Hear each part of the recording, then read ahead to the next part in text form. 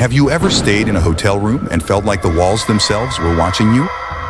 Tonight, we are going to explore room 105, a room that is notorious for terror. Some claim it is just fiction, a story meant to scare, but others swear it is horrifyingly real.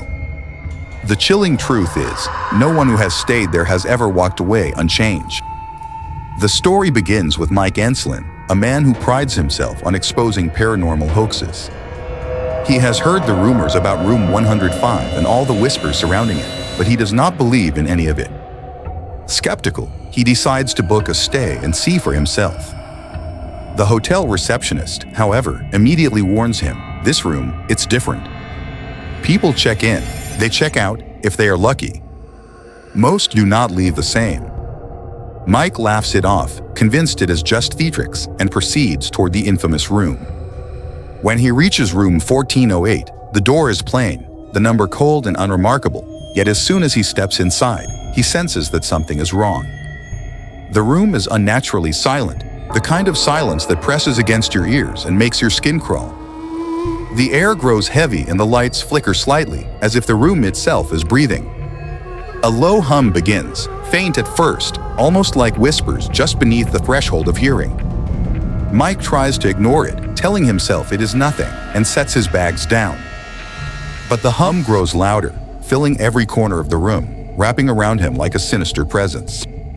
Minutes stretch into hours, hours collapse into seconds, and the room begins to reveal its horrors. The television turns on by itself, static filling the screen, and within the swirling white noise, Mike sees a figure standing silently in the corner, watching him.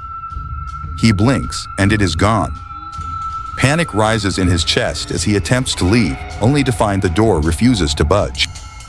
The walls seem to pulse, subtly shifting, their colors wrong and unnatural. The air carries an odd, unsettling smell, part decay, part roses, and then the voices begin. Whispering in every language, calling his name, accusing him, threatening him, echoing through the room with a malevolent force. The bed shakes violently, and when he turns toward the mirror, he does not see his own reflection. Instead, a man appears screaming, a face twisted in unspeakable horror, frozen in an eternal nightmare. Mike screams in terror, and the room seems to respond, a cruel, mocking laughter vibrating through the walls. Midnight strikes, and shadows creep along the floor and walls as if alive, waiting to consume him. Hours later, Mike discovers a journal lying on the floor, pages filled with his own handwriting, though he does not remember writing a single word. Each page eerily predicts the events that have unfolded and those yet to come. His fear escalates as the room begins to manipulate time itself. Clocks spin wildly, mirrors reflect different versions of him, and even his own thoughts feel invaded by some unseen presence. The furniture shifts subtly, corners of the room stretching farther than they should, hallways folding in on themselves. Mike realizes that every choice he makes, every attempt to escape, is anticipated by the room. The terror is not just in what he sees, but in the horrifying knowledge that the room is always one step ahead, feeding off his fear and uncertainty. Outside, the hotel may appear ordinary, but room 1408 is alive. It is hungry, vicious, and it feeds on pain and fear. Time distorts, memories twist, and Mike recalls tragedies he never lived, memories that are not his own.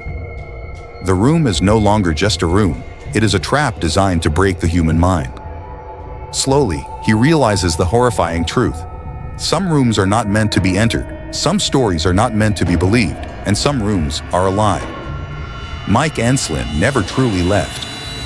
And it is said that if you stand outside room 105 at midnight, you can hear him screaming, a soul eternally trapped by its own disbelief. So tell me, would you dare to enter? Would you risk facing the horrors that wait in room 105, knowing it might never let you leave the same? Subscribe and turn on notifications, if you dare. And prepare yourself for more stories that will haunt your nights, challenge your reality, and make you question what is truly real.